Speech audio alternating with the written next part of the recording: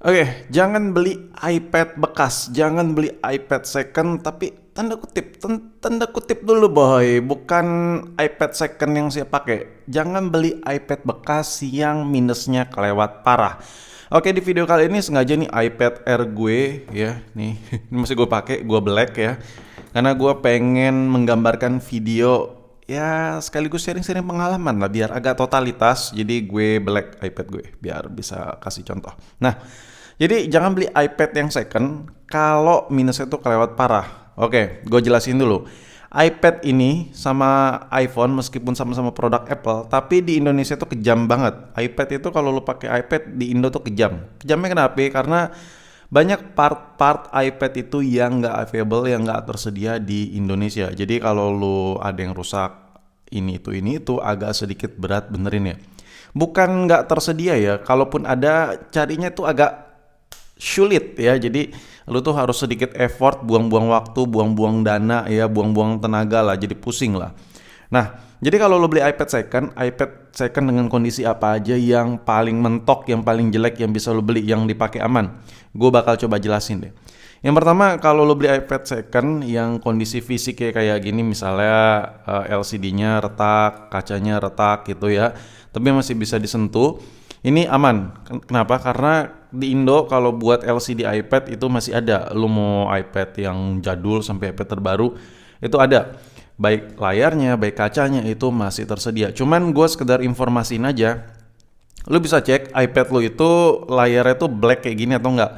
Kan ada tuh iPad yang kalau dalam keadaan mati gini layarnya tuh dia kayak kelihatan silau gitu. Nah, kalau iPad yang masih kayak gitu tandanya kalau retak kaca lu bisa ganti kacanya aja, nggak mesti full set kayak gini sama LCD-nya. Cuman kalau lu beli minusan iPad yang kacanya ada retak-retak ya, apalagi retaknya agak mengganggu meskipun bisa disentuh, dan lu lihat LCD-nya hitam pekat kayak iPad Air gue ini, nah itu lu siap-siap boncos boy. Kenapa? Karena harga komponen LCD-nya tuh mahal pisan. Lu bisa ngerogoh kocek sama jasa pasang tuh jutaan lah. Nah, kalau lu pilih iPad yang layar retak-retak, lu harus lihat dulu iPad-nya ini background lagi. Layarnya tuh dalam keadaan mati, hitam pekat atau kayak semi abu-abu. Kalau kayak semi abu-abu nggak terlalu hitam pekat, tandanya bisa diganti kacanya aja. Lalu gue coba kasih contoh deh. Nah ini contoh nih. Nah ini kalau hitam pekat tuh dia kayak agak silau gitu. Tuh. Nah ini antara kaca sama LCD-nya itu pisah. Sedangkan ini hitam pekat boy. Jadi dia nggak ada cahaya di tengah-tengah antara touchscreen dan LCD. Dia keisi sama lem UV semua. Jadi black mati. Kalau lu beli iPad dan lu pilih gue generik aja lah, general aja. Kalau lu beli iPad, lu lihat aja yang hitam pekat gini. Tapi lu belinya yang udah retak-retak, siap-siap lu boncos karena biayanya lumayan mahal. Jadi kalau saran gue kalau lu beli iPad bekas dan touchscreen-nya udah retak-retak, cari seri iPad yang waktu keadaan layarnya mati nggak terlalu hitam pekat gini. Biar biaya perbaikannya nggak terlalu mahal. Oke, itu dari yang minus-minusan kaca LCD retak. Sekarang minus yang berikutnya yang paling umum ya, gue bahas dari minus yang paling umum dulu. Baterai. Ya seperti yang kita tahu ya, kalau ngebahas baterai iPad itu gede, lebar, banyak, gak satu biasanya ya. Kalau iPad yang mini satu. Nah kalau iPad yang gede, kalau iPad yang zaman batu tuh ada yang sampai 3 biji digabung-gabung gitu. Nah untuk baterai lu lihat dulu iPad. Kalau iPad-nya itu udah 5 tahun ke atas, 5 tahunan ke atas lah ya. Lu kalau ganti baterai pun, baterai health yang beredar di Indo tuh itu kesehatannya itu nggak benar-benar 100% kayak lu pakai iPad baru meskipun baterai udah lu ganti baru. Kenapa? Karena stok baterai juga udah terpendam lama. Apalagi kalau lu beli sendiri nih. Nih gua sharing pengalaman aja ya.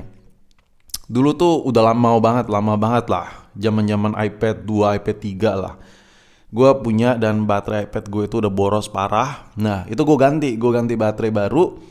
Dan banyak, gue udah coba 2 kali atau hampir 2 kali apa 3 kali beli gitu baterainya iPad 2 gue pada saat itu, dan gue ganti malah tambah boros. Kenapa? Karena baterai iPad itu untuk nyari yang ori itu susah. Itu yang pertama. Yang kedua, stok, apalagi sekarang ya udah stok baterainya nggak ori, udah gitu stoknya udah tua, mendem ya kan, nggak laku-laku kan. iPad kan nggak sebanyak iPhone peredarannya di Indo. Jadi wajar aja kalau kangkang spare part gitu, baterainya itu stok baterai lama.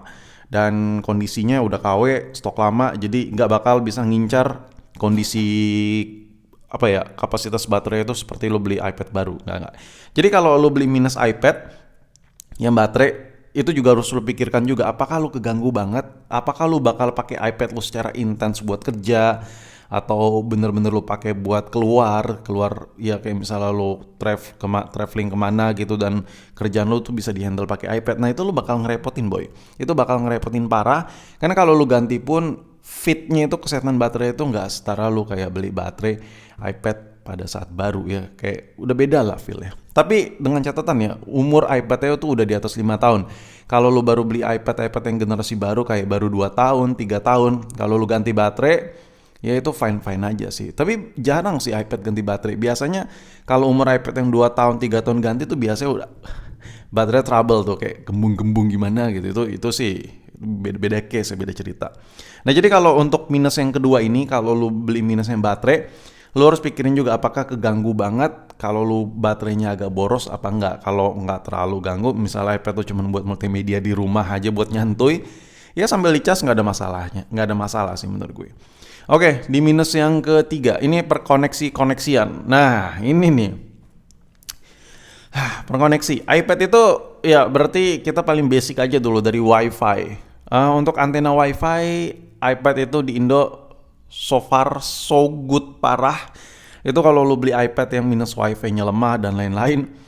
Catatan ya, WiFi lemah ya, bukan WiFi-nya nggak bisa connect ya. Kalau WiFi lemah itu aman. Tapi lu harus modal waktu lagi, karena untuk komponen parts-nya, untuk antena WiFi iPad itu rata-rata di Indo gampang nyarinya. Jadi lo tenang aja lah. Kalau lo beli iPad yang minus WiFi-nya lemah di Indo, untuk komponen spare part-nya banyak. Jadi nyantuy aja, dan biaya perbaikannya juga rendah. Kalau lu bisa masang sendiri lebih parah murahnya. Itu biasanya untuk komponen antena WiFi iPad ini harganya belasan ribu atau puluhan ribu lah. Range sekitar segitulah. Dan untuk minus sinyal tak bisa sama sekali. Kalau sinyal itu biasanya kayak lu pasang kartunya nggak nongol. Biasanya iPad itu agak lama ngebacanya. Lu coba dulu, lu lepas kartu, lu masukin, coba lu restart, lu matiin, lu hidupin lagi, dan lu coba tunggu beberapa lama. Nah kalau emang dirasa nggak kebaca, lu tanya sama pengguna sebelumnya, ya ini sebelumnya kenapa, bla bla bla. Karena untuk perbaikin sinyal tidak bisa, gue bisa menggaransikan ke lu, nggak semua tempat servis itu mau nerima iPad yang sinyalnya tidak mau kebaca. Beda sama iPhone ya, beda sama iPhone. Kalau iPhone udah biasa orang ngerjain ya. Dan bukan masalah mesinnya itu nggak bisa dioprek. Pertama gini, kalau iPad lo itu LCD-nya belum pernah bongkar dan LCD-nya tipe mahal kayak iPad gue ini, teknisi itu mikir, resiko anjir, nanti gue bongkar layarnya crack gitu. Juta gue keluar ya kan. Nah, gara-gara itu kangkang servis itu nggak mau nerima ya kayak perbaikan yang berat-berat, apalagi sampai bongkar LCD segala. Dengan catatan ya, kalau LCD-nya mahal ya, tukang servis pada tahu kok ciri-ciri LCD mahal sama LCD murah. Jadi gue nggak perlu jelasin. Dan biasanya kalau lo bawa ke kangkang servis pinggiran, yang terjadi seperti itu. Tapi ada juga sih yang mau, tapi ya mungkin budgetnya beda lah. Dan kalau lo beli HP beda cerita. Kalau HP sinyal nggak bisa, orang tuh nyantuy banget ngebongkar ya kan. Sebenarnya bukan karena susah sih, bisa karena biasa. Ya soalnya berapa banyak sih orang yang servis iPad tuh nggak sebanyak bongkar HP gitu. Jadi untuk bongkar layarnya ini butuh ketekunan, keuletan, kesabaran, dan keterampilan yang khusus secara mendasar dan secara simbolis. Anjir. Ngomong apa gue dari tadi? Nah, itu untuk minus per sinyal-sinyalan. Dan minus yang terakhir ya, yang terakhir banget nih, yang jangan lu beli. Itu yang minus-minusan yang gue sebut itu, kalau lu beli fine parah ya. Minus yang terakhir itu komponen internal ya. Ini gue nggak ngebahas IC. Kalau IC ini ya, gue sebelum minus terakhir gue bahas dulu di IC. Kalau komponen-komponen ini di dalam ini ada beberapa komponen yang bisa dipindahin dari iPhone. Jadi kayak nggak usah perlu gue bahas, dan komponennya juga banyak sih. Ada aja, kang servis tuh bisa ngakalin. Cuman the problem is mau bongkar atau tidak. Biasanya Kang Servis agak mager. Itu aja. Nah, jadi kalau minus IC ya lo itu ya apa ya, 50-50 lah. Lo kalau beruntung dapat Kang Servis yang mau bongkar ya fine, bagus. Nah, jadi minus yang terakhir yang jangan pernah lo beli ya, iPad jangan pernah lo beli. Lo mau tahu minus internalnya apa? Ini gue jelasin nih. Konektor charger sama kamera. Kenapa? Dari konektor charger sama kamera ini berdasarkan pengalaman gue, iPad itu rentan sekali kayak stuck logo, terus nggak mau masuk menu sama aja ya. Terus lo pokoknya aktivasi buat masuk ke menu tuh susah. Yang pertama, ini konektor yang berhubungan kalau kita stuck logo otomatis dicolok-colok ke komputer, ini agak repot ya, agak nyusahin, agak ngeselin. Nginjeksiin software tuh jadi susah boy. Jadi saran gue kalau lu udah stuck di konektor bermasalah, kendor dan lain-lain, meskipun iPad masih normal bisa masuk menu gitu, no. Jangan beli iPad yang begitu, cari iPad yang lain aja deh. Karena ciri-ciri iPad yang umurnya lu nggak bakal pakai lama, simple. Begitu dicolok kayak kendor-kendor gitu, kadang konek kadang nggak ngecasnya. Itu bakal ngeselin parah. Dan tadi gue bilang kenapa kamera. Nah, kamera ini bisa nyebabin restart. Dan yang paling chaosnya lagi, komponen kamera ini di Indo agak susah. Jadi kalau buat kamera yang bermasalah, ini agak susah kecuali lu mau ngambil dari luar. Dan kalaupun ada, itu stok lama. Dan gue pernah ganti kamera iPad, itu kameranya matot. Dan harga kameranya lumayan mahal. Dan spare partnya nggak jelas. Dan yaudah, itu ngeselin parah sih. Jadi simple, kalau lu ada iPad, lu beli iPad second yang konektornya ini bermasalah, saran gue mendingan cari yang lain. Kenapa? Karena ganti konektornya ribet, terus komponen konektornya tuh nyari yang ori itu, ya lu bisa jamin ori atau enggak, susah kan, ribet kan. Dan ganti konektor iPad itu enggak semudah ganti konektor iPhone. Gue kasih perbandingan deh. iPad yang jadul kayak iPad gue ini udah bertahun-tahun, kalau dikomparasiin ganti konektor iPhone 14 Pro, gue lebih suka ganti konektor iPhone 14 Pro boy. Kenapa? Komponennya lebih gampang dicari, kalau nggak ada di Indo nyari-nyari di luaran banyak juga ya kan. Dan komponennya masih baru. Kalau ini udah stok-stokan lama, plastik itu ada umurnya, jadi ya kita nggak pakai plastik pun, plastik itu ada umurnya, ada rentannya, jadi tetap aja lebih cepat aus juga ujung-ujungnya. Dan ya udah, mungkin sampai di sini video gue hanya sharing pengalaman aja. Jadi kalau lo mau beli iPad minus touchscreen atau LCD retak itu udah gue jelasin di awal ya kan. Kalau mau beli minus yang sinyal trouble, wifi lemah, sinyal nggak muncul, tadi udah gue jelasin juga. Tapi minimal yang wifi lemah aja lah, karena resiko nggak bisanya tuh nggak ada. Paling ya gagal lepas LCD-nya aja kalau Samsung ya. Kalau buat ganti sinyal nggak bisa itu gampang, tinggal ganti konektor sinyalnya aja, fleksibel wifi-nya itu udah bisa, itu gampang parah, jadi nothing problem lah buat masalah sinyal wifi. Terus masalah baterai tadi udah gue jelasin juga, ini tergantung ke personalnya. Kalau lu nemu iPad gara-gara baterainya agak boros tapi murah banget, cincai lah kalau lu nggak terlalu bermasalah. Karena seboros-borosnya baterai di iPad itu tetap aja lebih borosnya di iPhone yang baterai udah boros gitu.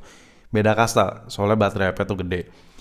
Dan yaudah, sampai di sini video gue hanya sekedar sharing pengalaman.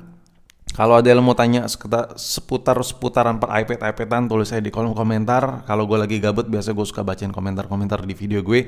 Dan sampai jumpa di video berikutnya.